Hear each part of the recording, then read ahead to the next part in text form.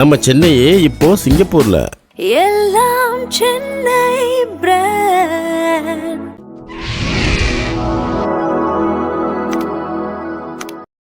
தேவதாசம்பிகாபதி அமராவதி அவன் கதையை கேளு முடிவ பாரு, கடைசியில் சேராம வாழாம செத்தாங்க எனக்கு இந்த காதல் கசக்குதையா. சிவபெருமானே சொல்லியிருக்கார், நாடகம் என்பது நடிப்பும் பாட்டும். பாட்டுக்கு நாரதன், வீணைக்கு வாணி, சொல்லுக்கு அகத்தியன், வில்லுக்கு விஜயன், ஆசைக்கு நீ, அறிவுக்கு நான்ங்கிறதுல நாடகம் என்பது நடிப்பும் பாட்டும்னார். அது ரெண்டையும் கலந்து மேடையில் கொடுத்தா அதனுடைய சுவையே தனி. நம்மளால ஒரு நம்பிக்கை வச்சுருக்கேன், நரிமுகத்தில் முழிச்சா பணம் வரும்னு. அப்படி பார்த்தா வண்டலூர் மிருக காட்சி சாலையில் ஒருத்தர் 7 வருஷமாக நரி கூடயே தான் இருக்கார். 12 நரியை பராமரிச்சுருக்கார். நேரம் அவர் பில்கேட்ஸுக்கு இணையான ஒரு பணக்காரனை மாறி இருக்கார்.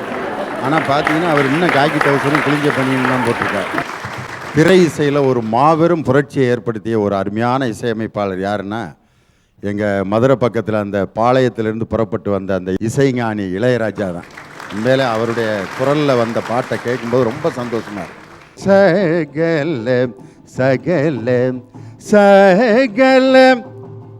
கூட்டத்தில் 2 பேர் உட்காந்து, மாப்பிள்ளை ஐயா என்ன பாடுறாருன்னு தெரியுதா?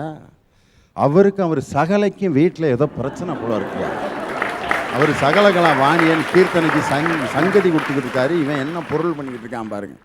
சுந்தரி நீயும் சுந்தரன் ஞானும் சேர்ந்திருநாள் திரு ஓணம் சகலகலவாணியே.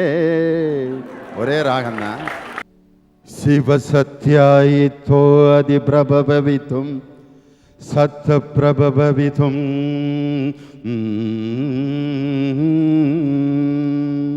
ஜனனி ஜனனி ஜனனி. என்ன அழகான ஒரு ராகத்தை கிராமத்துக்கு கொண்டு போயிருக்காரு பாருங்க. அதனால தான் அவருக்கு இசைஞானி.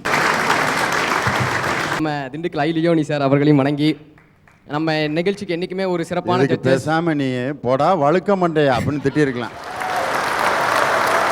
இல்லைன்னு சார், நாங்கள் வழுக்க மாட்டோம். நான் ஸ்கூல் படிக்கும்போது சொல்ல மாட்டோம், சறுக்க மாட்டோம். பெரியோர்களே அப்படின்னு. அப்புறம் நாங்களாம் சின்ன பிள்ளை, பெரியவங்கள்ட்ட மட்டும் பேச வேண்டியதான பெரிய பதில். நான் எடுத்துக்கொண்ட தலைப்பு இல்லாமல் வேண்டா வயசுங்க அப்படின்றேன். என்ன தண்ணியை போட்டு என்கிட்ட ஒருத்தன் அழுதேன் வந்து, சார் அப்படின்னா, ஏன்டா அப்படின்னு, காந்தி இறந்துட்டாராம்ல அப்படின்னு. டே கூட்டத்தில் ஊர் பெரியவரை கூப்பிடியா, ஊர் தலைவரை கூப்பிடு அப்படின்னு. அவர் தாயா ஊர் தலைவர்னா. ஏகப்பட்ட ஆடியன்ஸுகளை பார்த்து வந்திருக்கேன்.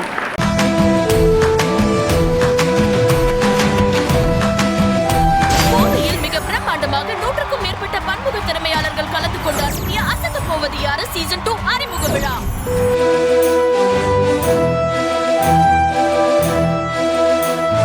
பெரிய வெற்றி அடையும். ஹாய் ஹாய் ஹாய், வணக்கம் வணக்கம் கோவை மக்களே.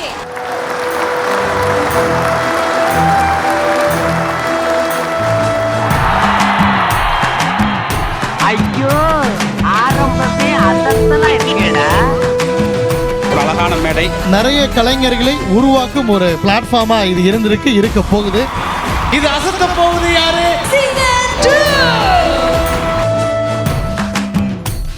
சின்ன ஜெயன் சார் அவர்களுக்கும் மதன் பாபு சார் அவர்களுக்கும் சிறப்புக்குரிய ஐயா அவர்களுக்கும் என் முதற்கண் வணக்கத்தை தெரிவித்துக் கொள்கிறேன்.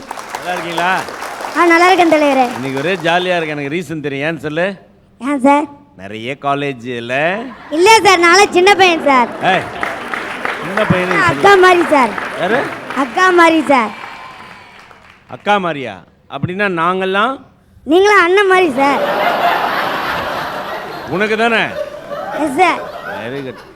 சின்ன சாருக்கு தேவையில்லாத வேலை. எப்படி ஒரு ரிலேஷன்ஷிப்பை கொண்டு வந்துட்டான் பாருங்க. தம்பி, ஆஸ்பத்திரியிலேருந்து பிறந்து அப்படியே வந்துட்டியா நீ? இல்லை சார், எனக்கு 11 வயசு ஆகுது சார். எது? 11 வயசு ஆகுது சார். 16? 11 சார். 11? அதான் நான் பார்த்தேன். 16னா நீ நேரம் காலேஜ் பிள்ளைகளை பார்த்து வேற மாதிரில இருந்திருக்க. நீங்கள் எப்படி இந்த பாட்டு, இந்த ஜோக்கு, பட்டிமன்றம் எல்லாத்தையும், ஜோக்கும் பட்டிமன்றமும் எப்போவுமே அது ரெண்டும் வந்து ரொம்ப பின்னி பிணிஞ்சது. இந்த பாட்டு அது கூட வச்சுக்கிறதுன்றது கிடையாது. நீங்கள் ஆர்கெஸ்ட்ராவோட வச்சு பண்ணுவீங்க. அது எப்போலேருந்து ஆரம்பிச்சது அது? அது பாட்டு வந்து சின்ன வயசில் நம்மளுக்கு ரேடியோ விட்டால் வந்து பாட்டு கேட்கலாம். அதில் அந்த இலங்கை வானொலி நிலையத்தில் இருக்குது. இல்லை நீங்கள் வந்து மேடை பாடகராக இருந்தீங்கன்னு நீங்கள் இப்போ சொல்லிட்டீங்க. இப்போ வந்து ஆரம்பத்தில் நான் என்ன சொல்கிறேன், இது ரெண்டையும் ஒரே நிகழ்ச்சியில் ஏதோ ஒரு இடத்துல வந்து பண்ண ஆரம்பிச்சிருப்பீங்கல்ல, அப்புறம் தானே அது ஜெயிச்சிருக்கும். ஆமாம். அதுக்கு முன்னாடி பட்டிமன்றம் மட்டும் பேசிகிட்டு இருப்பீங்க, இசை கச்சேரி மட்டும் பண்ணிட்டு இருந்திருப்பீங்க. அது எப்படி ஆரம்பிச்சதுன்னு கேட்டேன். அது வந்து அந்த பட்டிமன்றத்தில் தலைப்பு வேறு ஏதாவது தாயா தாரமாக இருந்தாலும் சரி, ஆண்களா பெண்களா அப்படின்ற தலைப்பாக இருந்தாலும் சரி, காதல் திருமணமாக நிச்சயிக்கப்பட்ட திருமணமான்னு தலைப்பு வந்து பொது தலைப்பாக இருந்தாலும் அதுக்கு தேவையான பாட்டுகளை எடுத்து அதுக்கு உதாரணமாக சொல்கிறது. காதல் திருமணம் அப்படின்னா நிச்சயிக்கப்பட்ட திருமணத்துக்கு ஆதரவாக பேசும்போது எந்த பாட்டு எடுத்து பாடுவான்? காதல் கசக்குதையா வர வர காதல் கசக்குதையா, யாரோ காதலிச்சு ஒரு படல ஒன்று சரிப்படல, வாழ்க்கையிலே ஒன்று சுகப்படல, காதல படம் எடுத்தா ஓடுமுங்க தியேட்டரிலே ஜனம் கூடுமுங்க, தேவதாஸ் அம்பிகாபதி அமராவதி அவன் கதையை கேளு முடிவை பாரு, கடைசியில் சேராம வாழாம செத்தாங்க எனக்கு இந்த காதல் கசக்குதையா. காதல் கசக்கம் அப்படின்ட்டு நிச்சயிக்கப்பட்ட திருமணத்துக்கு இந்த பாட்டை எடுத்து விட்டோன்னே மக்கள்கிட்ட அதுக்கு பெரிய வரவேற்பு இருந்துச்சு. அதனால தான் இந்த பட்டிமன்றத்தில் பாட்டை கலந்தா மக்கள் வந்து அதை ரசித்து கேட்பாங்கன்னு.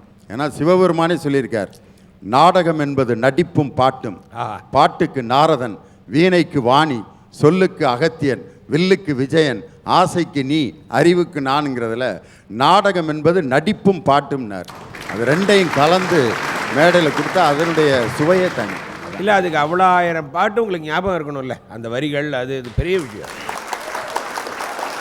ஒரு ராஜா இருந்திருக்கார் சார் அந்த காலத்தில். அவர் என்னன்னா இந்த சகுனம் பார்க்குறதுனா அவருக்கு ரொம்ப பிடிக்கும். அதாவது காலையில் எந்திரிச்சா சகுனம், பொண்டாட்டி மூஞ்சில் முழிக்கும் போது சகுனம், நைட்டு தூங்குற வரைக்கும் அவர் பார்த்தா டெய்லி சகுனம் பார்த்துக்கிட்டே இருப்பார். அப்போ வந்து ஜோசியர் சொல்லியிருக்காரு, ராஜா காலை 5 மணிக்கு 2 அண்டங்காக்கா ஒன்றா உக்காந்துருக்க நீங்கள் பார்த்தீங்கன்னா நீங்கள் வந்து இந்த புவியவே ஆளும் பெரிய ராஜாவாயிருவேன்ட்டார். பார்த்தாரு, சேவனை கூப்பிட்டாரு, வார் 2 பேர், சரி நீ வா, நீ போய் 2 அண்டங்கா கரெக்டாக காலையில் 5 மணிக்கு எங்கே இருக்குன்னு பார்த்துட்டு எனக்கு வந்து சொல்கிறேண்ணா. அவனும் காடு மலை எல்லாம் தாவி ஓடி குதிச்சு கண்டுபிடிச்சிட்டான். விடிய காலம் 5 மணிக்கு 2 அண்டங்காக்கா பார்த்துட்டான்.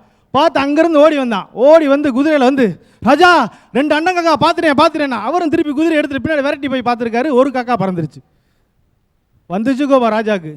நல்லா பொலேர் பிடிச்சி விட்டு உள்ளே தூக்கி போட்டார் ஜெயிலுக்குள்ளே. போட்டோன்னே அவன் கூப்பிட்டுருக்கான், ராஜா ஒரு நிமிஷம் இருக்கான். என்ன ராஜா, அண்டங்காக்கா 2 அண்டங்காக்காயை ஒன்றா பார்த்தா என்ன பலன்னு உங்களுக்கு இருக்கோ இல்லையா, எனக்கு நல்லா தெரிஞ்சு போச்சு ராஜா, அதான் நான் இப்போ ஜெயிலில் இருக்கேன் அப்படிங்கிறாங்க. அதனால் வந்து வாழ்க்கையில் வந்து மூட நம்பிக்கைங்கிறது கண்டிப்பாக இருக்கக்கூடாது, நம்பிக்கை இருக்கணும். அதாவது நீங்கள் பேசுனதில் எனக்கு ரொம்ப பிடிச்சது, மூட நம்பிக்கையில் இருக்கக்கூடாதுன்னு சொன்னீங்க பார்த்தீங்களா, அது ரொம்ப முக்கியம். இன்றைக்கெலாம் நம்ம தைரியமாக இவ்வளவு இளைஞர்கள் வந்து பல கருத்துக்களை இன்றைக்கி இந்த உலகம் முழுவதும் இருக்க தமிழர்கள் கேட்டு ரசிக்கிற மாதிரி தைரியமாக பேசுகிறோம்னா அதுக்கு முக்கியமான காரணம் யாருன்னா, 97 வயது வரைக்கும் மூத்திர பையை தன்னுடைய பக்கத்தில் கட்டிக்கிட்டு தமிழகம் முழுவதும் பகுத்தறிவையும் சுயமரியாதையும் பிரச்சாரம் செய்த தந்தை பெரியார் அவர்களுடைய பிரச்சாரம் தான் இன்றைக்கி நமக்கு காரணம். அப்படிப்பட்ட மூட நம்பிக்கையில் ஒழியணும்னு நீங்கள் சொன்னது உண்மையிலே எனக்கு ரொம்ப பிடிச்சிருந்துச்சு. அதே மாதிரி சகுனம் பார்த்தார் ஒரு ராஜா. நீங்கள் இன்றைக்கி நம்மளால் ஒரு நம்பிக்கை வச்சுருக்கேன், நரி முகத்தில் முழிச்சா பணம் வரும்னு. அப்படி பார்த்தா வண்டலூர் மிருக காட்சி சாலையில் ஒருத்தர் 7 வருஷமாக நரி கூடயே தான் இருக்கார். 12 நரியை பராமரிச்சுருக்கார். நேரம் அவர் பில்கேட்ஸுக்கு இணையான ஒரு பணக்காரனை மாறி இருக்கார். ஆனால் பார்த்தீங்கன்னா அவர் இன்னும் காக்கி டவுசரும் கிழிஞ்ச பணியும் தான் போட்டிருக்கார். நரி முகத்தில் முழிக்கிறதுக்கும் பணம் வர்றதுக்கும் சம்பந்தமே கிடையாது. எவன் தன்னம்பிக்கையோடு உழைப்பை நம்புகிறானோ அவனுக்கு தான் பணம் வரும். அதனால் வந்து தந்தை பெரியார் படத்தில் நம்ம சத்யராஜ் சார் நடித்த படத்தில் ஒரு காட்சி வரும், நீங்கள் பார்த்துருப்பீங்க. கங்கையில் உட்காந்துருப்பார் பெரியார். அப்போ ஒருத்தர் மேலே இப்படி தண்ணியை தள்ளி விட்டுக்கிட்டே இருப்பார். அப்போ பெரியார் போய் கேட்பார், ஐயா என்ன பண்ணுறீங்க அப்படின்னு. நான் மேலோகத்துக்கு புண்ணியத்தை சப்ளை பண்ணிக்கிட்டு இருக்கேன் அப்படிம்பார். பெரியார் ஐயா வந்து பக்கத்தில் வந்து இப்படி தண்ணி எங்கிட்டு சைடில் தள்ளி விடுவார். அவர் வந்து கேட்பார், நீங்கள் என்ன பண்ணிக்கிட்டு இருக்கீங்கன்னு. ஈரோட்டில் எனக்கு 1 ஏக்கர் கரும்பு தோட்டம் இருக்குது, அதுக்கு கங்கையிலேருந்து தண்ணி சப்ளை பண்ணுறேன்னார். அதுக்கு அவர் கேட்குறாரு, கங்கை எங்கே இருக்குது, ஈரோடு எங்கே இருக்குது, இங்கேருந்து எப்படியா தண்ணி பாயும்னோன்னே பெரியாரோட பதில், எங்கே இருக்குன்னே தெரியாத மேலோகத்துக்கு நீ புண்ணியத்தை சப்ளை பண்ணும்போது நான் ஏன் ஈரோட்டுக்கு தண்ணி பாய்ச்ச முடியாதுன்னு கேட்ட ஒரு அற்புதமான பகுத்தறிவு சிந்தனை. அந்த மூட நம்பிக்கையில் ஒழியணும்னு சொன்னீங்க பார்த்தீங்களா, அந்த செய்தி ரொம்ப அருமையான செய்தி. உங்களுடைய நிகழ்ச்சியில் எனக்கு பிடிச்ச விஷயம் அதுதான். வாழ்த்துக்கள். நன்றி சார், ரொம்ப நன்றி சார். திரை இசையில் ஒரு மாபெரும் புரட்சியை ஏற்படுத்திய ஒரு அருமையான இசையமைப்பாளர் யாருன்னா, எங்கள் மதுரை பக்கத்தில் அந்த பாளையத்திலிருந்து புறப்பட்டு வந்த அந்த இசைஞானி இளையராஜா தான். உண்மையிலே அவருடைய குரலில் வந்த பாட்டை கேட்கும்போது ரொம்ப சந்தோஷமாக இருக்கும். காரணம், கர்நாடக சங்கீத கச்சேரிகள் பல இடங்களில் நடக்கும், பார்த்துருப்போம், கோயில்களில், டிவி தொலைக்காட்சிகள்லையும் நடக்கும். இசை அரங்கம் முதல் பாடல் சகலகலா வாணியே என்ற தியாகராஜர் கீர்த்தனை, ராகம் கேதாரம், தாரம் ஆதிதாளம் அப்படின்ட்டு கேதாரத்தில் ஒரு அருமையான கீர்த்தனை பாடுவார். சகலகலா வாணியே சகலகலா வாணியே சகலம் சகலம் சகலம் சகலம் சகலம் சகலம் சகலம். கூட்டத்தில் 2 பேர் உட்காந்து, மாப்பிள்ளை ஐயா என்ன பாடுறாருன்னு தெரியுதா, அவருக்கும் அவர் சகலைக்கும் வீட்டில் ஏதோ பிரச்சனை போல இருக்கியா, அவர் சகலகலா வாணியன் கீர்த்தனைக்கு சங்கதி கொடுத்துக்கிட்டு இருக்காரு, இவன் என்ன பொருள் பண்ணிக்கிட்டு இருக்கான் பாருங்க. இதே கேதார ராகத்தை இசைஞானி இளையராஜா கிராமத்தில் எல்லாரையும் ரசிக்க வச்சார். கவிப்பேரரசு வைரமுத்தினுடைய முதல் பாடல் நிழல்கள் படத்தில் வந்த பாட்டு கேதாரத்தில் அமைஞ்ச பாட்டு. பொன்மாலை பொழுது, இது ஒரு பொன்மாலை பொழுது, வானமகள் நாணுகிறாள், வேறு உடை பூணுகிறாள், இது ஒரு பொன்மாலை பொழுது, சுந்தரி நீயும் சுந்தரன் ஞானும் சேர்ந்திருநாள் திரு ஓணம், சகலகலாவாணியே. ஒரே ராகம்தான், சகலகலாவாணியேங்கிற அந்த கீர்த்தனை நம்ம ரசிக்க முடியல. ஆனால் பொன்மாலை பொழுதையும் சுந்தரினியையும் ரசிக்க வைத்து கேதார ராகத்தை கிராமத்துக்கு கொண்டு போன இசைஞானி இளையராஜாவால் மட்டும்தான் முடியும். அதனால் அவருடைய பாட்டு நாங்கள் அருமையான பாட்டு பாடினீங்க.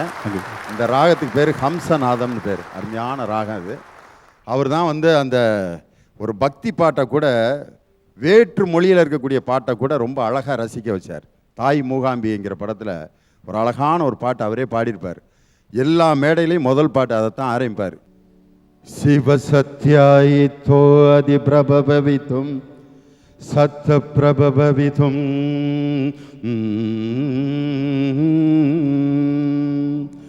நசே தேவம் தேவோ நகலு குசலகஸ்வந்தி துமபி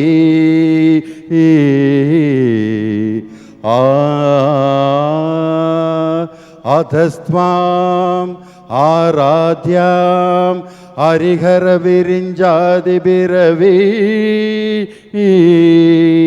பிரணந்தும் ஸ்தோத்தும் பா கதமகிருத புண்ணியக பிரபவதி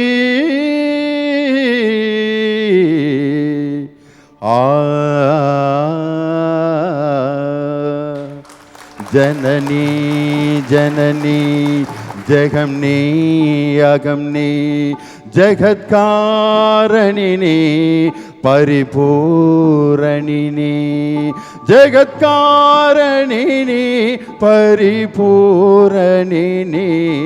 ஜனனி ஜனனி ஜனனி ஜனனி. என்ன அழகான ஒரு ராகத்தை கிராமத்துக்கு கொண்டு போயிருக்காரு பாருங்க. அதனால தான் அவருக்கு இசைஞானி. சாதாரண பாமரர்கள் ரசிக்கக்கூடிய இசையை கூட ரொம்ப அழகாக கொடுத்தவர். அந்த நம்ம கமல் சார் நடித்த படம் அந்த நாயகன் படத்தில் ஜனகராஜுக்கு ஒரு பாட்டு பாடியிருப்பார். அதை முணுமுணுக்காத வாயே கிடையாது. ஒய்யா ஹோய் அது என்ன ஹோய், ஒய்யா ஹோய் அது என்ன ஹோய், நிலா அது வானத்து மேலே பலானது ஓடத்து மேலே வந்தாடுது தேடுது ஒன்ன, ஒய்யா ஹோய் அது என்ன ஹோய், பொழுதானா போதும் துணை ஒன்று வேணும், இளங்கால ஆட்டம் விடிஞ்சாத்தான் தீரும், நிலா அது வானத்து மேலே பலானது ஓடத்து மேலே வந்தாடுது தேடுது ஒன்று, ஒய்யா ஹோய் அது என்ன ஹோய். இந்த மாதிரி பாட்டு கூட அவரால் பாட முடியும் நிரூபித்து காட்டின ஒரு அற்புதமான இசை. அதாவது ஒரு சின்ன ஒரு விஷயம் சொல்லுவாங்க, நெருப்புக்கு இடையே கூட வாழ்ந்துடலாம் ஆனால் நெருக்கடிக்கு இடையே வாழ முடியாதுன்னு சொல்லுவாங்க. அந்த மாதிரி ஒரு செயற்கைத்தனமான வாழ்க்கையில் நம்ம புத்துணர்வாக வச்சுக்கணும்னா என்றைக்குமே சிரிச்சுக்கிட்டே இருக்கணும். அதுக்கு நம்ம அசத்த போகுது யார் நிகழ்ச்சியை பார்க்கணுன்ற ஒரு நல்ல விஷயங்களை சொல்லி இன்றைக்கி நம்ம நிகழ்ச்சிக்கு சிறப்பு விருந்தினராக வந்திருக்கிற முடிசூடா மன்னர், இந்த முடியல சார், பட்டிமன்றத்தினுடைய முடிசூடா மன்னர் நம்ம திண்டுக்கல் ஐ லியோனி சார் அவர்களையும் வணங்கி நம்ம நிகழ்ச்சிக்கு என்றைக்குமே ஒரு சிறப்பான பேசாமல் நீ போடா வழுக்க மண்டையா அப்படின்னு திட்டிருக்கலாம். இல்லை இல்லைன்னு சார், நாங்கள் வழுக்க மண்டை நான் ஸ்கூல் படிக்கும்போது சொல்ல மாட்டோம், சறுக்கு மன்றம். இல்லை சார், மேடையில் பேசும்போது கீழேருந்து வர கமெண்ட் தான் பெரிய கமெண்ட்டாக இருக்கும், அது உங்களுக்கு தெரிஞ்சது தான். மேடையில் பேசும்போது அன்றைக்கி பேசிகிட்டு இருக்கோம், சேலத்துக்கிட்ட ஒரு நிகழ்ச்சி சார், பேசிகிட்டு இருந்தேன், மழை வந்துருச்சு. நம்ம ஆளுங்க தான் தெரியுமே, நம்ம சாதாரணமாக பேசும்போதே எந்திரிச்சு போகிறவங்க, மழை வந்தோடனே தெரிச்சு ஓடிட்டாங்க எல்லாரும். ஒரு அங்கேருந்து ஒரு 4 பேர், இங்கே ஒரு 4 பேர் தான் கேட்டுக்கிட்டு இருந்தாங்க. ஆனாலும் ஒருத்தர் மேடைக்கு வந்து கொடையை பிடிச்சி நின்றார். நான் பேசும்போது மழை வந்துருச்சுட்டு கொடையை பிடிச்சி நின்றார். எனக்கு அவ்வளோ சந்தோஷம், சே நம்ம பேச்சை கேட்குறதுக்கு கொடையை பிடிச்சி நிற்கிறாரடா அப்படின்ட்டு எனக்கு போத்திருந்த பொண்ணாடை எடுத்து அவருக்கு போத்திட்டு என் பேச்சு அவ்வளோ நல்லா இருந்துச்சான்னு, நீ நனைஞ்சு நாசமாக போடா, ஏன் மைக் செட்டு நனைஞ்சிடக்கூடாது அப்படின்ட்டாரு. ஸ்டாண்டப் காமெடியில் வந்து வரிசையாக அப்படி நகைச்சுவைகளை சொல்கிறது ரொம்ப கஷ்டம். அதில் இந்த மேடையில் சந்திக்கிற ஆடியன்ஸுகளை பற்றி சொன்னார் பாருங்க, அது ஒரு எனக்கு நிறைய அனுபவம் இருக்குது. என்னைய ஒருத்தன் பின்னி எடுத்துக்கிட்டான், முன்னாடி எனக்குன்னே தண்ணியை போட்டு வந்து உட்காந்துருந்தான் ஒரு ஊரில், ஃபுல் மப்பு, உட்காரக்கூட முடியல அவனால். அந்த இப்படியே இருந்தேன், நான் பேசுகிறதுக்கெல்லாம் கூடியே பதில் பேசுகிறேன், அன்பார்ந்த அப்படின்னு. அப்புறம் நாங்கள்லாம் அன்பு இல்லாதவனா, அப்போ அன்பு இல்லாதவங்கள்ட்ட போய் பேசிய பெரியோர்களே அப்படின்னு. அப்புறம் நாங்களாம் சின்ன பிள்ளைல பெரியவங்கள்ட்ட மட்டும் பேச வேண்டியதான பெரிய பதில். நான் எடுத்துக்கொண்ட தலைப்பு இல்லாமல் வேண்டா வயசுங்க அப்படின்றேன். என்னடா எல்லாத்துக்கும் இப்படி வில்லுப்பாட்டு மாதிரி கூடியே பேசிக்கிட்டு இருக்கானேன்ட்டு ஊர் பெரியவங்களை கூப்பிட்டு இந்த ஆளை எங்கிட்டாவது கூட்டி போங்க அப்படின்னு கொண்டு போயிட்டாங்க. 1 மணி நேரம் நிம்மதியாக நடத்திக்கிட்டு இருந்தேன் நிகழ்ச்சி. திடீர்னு என் முதுக ஒரு கை சுரண்டுச்சு. யாரான்னா அவன் தான் கிடுக பொத்துக்கிட்டு வந்துட்டான். பின்னால் வந்துட்டோம்ல அப்படின்னா, எப்பட்றா அப்படின்னு கேட்டேன். இன்னும் கொஞ்சம் சாப்பிட்டு வந்துட்டேன், உன்னையே நான் விடுவேனா அப்படின்னா. அவன் தண்ணி அடிக்கிறப்ப என்னை கெடுக்கணும்னே நினச்சி ஊற்றிருக்கான். சில பேர் தண்ணி அடிக்கிறேன் பாருங்கள், தண்ணி அடிக்கும்போது என்ன நினைக்கிறானோ அதை தெளிகிற வரைக்கும் பேசிக்கிட்டே இருப்பேன்.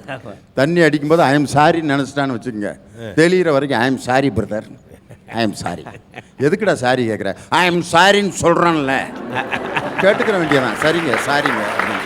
இன்னும் சில நூதனமான குடியாரங்க இருக்காங்க, தண்ணியை போட்டோன்னு அழுவேன், பார்த்துருக்கீங்களா? தண்ணியை போட்டு என்கிட்ட ஒருத்தன் அழுதேன் வந்து, சார் அப்படின்னா. ஏன்டா அப்படின்னு, காந்தி இறந்துட்டாராம்ல அப்படின்னா. டே அவனுக்கு விளக்கமே நம்ம சொல்லக்கூடாது. காந்தி எத்தனை வருஷத்துக்கு முன்னாடி இறந்தாரு, இப்போ ஏன்டா அழுகிறேன்னு கேட்கக்கூடாது. இறந்துட்டாரா, எனக்கு இளவு இல்லை, சரி வா 2 பேரும் போய் மாலையை போட்டு வரலான்ட்டு கூட போனால் தான் நம்மளுக்கு மதிப்பு, இல்லாட்டி கொன்னே விடுவாங்க நம்மளை. இன்னொரு ஊரில் பார்த்தீங்கன்னா நான் மேடையில் பாட்டு பாடிக்கிட்டு இருந்தேன். ஆசையே அலை போலே நாம் எல்லாம் அதன் மேலே ஓடம் போலே ஆடிடுவோமே வாழ்நாளிலே. மேடைக்கு ஒருத்தர் வெள்ளை வேட்டி வெள்ளை சட்டையோடு வந்தார். ஏதோ அன்பளிப்பு கொடுக்க வாராராக்குன்ட்டு அவர் மூஞ்சியவே பார்த்தேன் நான். அந்தாலும் மைக்கை பிடின்ட்டு நான் பாடுவேன்டா 1000 பாட்டு அப்படின்னு வேட்டியை 4 தடவை மடித்து கட்டினார். கட்டிட்டு எத்தனை காலங்க ஏமாத்து வாங்க நாட்டில் அப்படின்னார். கூட்டத்தில் ஊர் பெரியவரை கூப்பிடியா, ஊர் தலைவரை கூப்பிடு அப்படின்னு. அவர் தாயா ஊர் தலைவர்னாங்க. ஊர் தலைவரே வந்து மைக்கை போட்டு என்கிட்ட கலகம் பண்ணிக்கிட்டீங்க. அந்த ஊர்லேயே நிகழ்ச்சி முடிச்சுட்டு வந்துட்டேன். நாங்கள் பின்னிப்பிடுவாங்க சில ஊர்களெலாம். இன்னொரு ஊரில் போய் கேட்டேன், ஐயா நாங்கள் நிகழ்ச்சி எவ்வளோ நேரம் நடத்துறதுன்னு. ஒருத்தன் 2 பேர் யோசனை பண்ணிக்கிட்டே வந்தேன். நீங்கள் எவ்வளோ நேரம் வேணாலும் பேசுங்க தம்பி, நாங்கள் அரை மணி நேரத்துக்கு மேலே உட்காந்துருக்க மாட்டோம் அப்படின்னு. அதுக்கு ஏன்டா என்னை திண்டுக்கல்லேருந்து கூட்டி வந்தேன் அப்படின்னு. ஊர் முழுதும் கொலா கட்டியிருக்கிறான். எல்லாம் வீட்டில் படுத்துக்கிட்டே காட்டுக்கிட்டு இருப்பாங்க. நீ மேடையை போட்டு பேசிட்டு வீட்டுக்கு போங்கிறேன். இவருக்கு வீட்டில் படுத்துக்கிட்டே காட்டுக்கிட்டு இருப்பாங்களாம். நானே கேனப்பே மாதிரி தனியாக பேசிக்கிட்டு இருக்கிறேன்.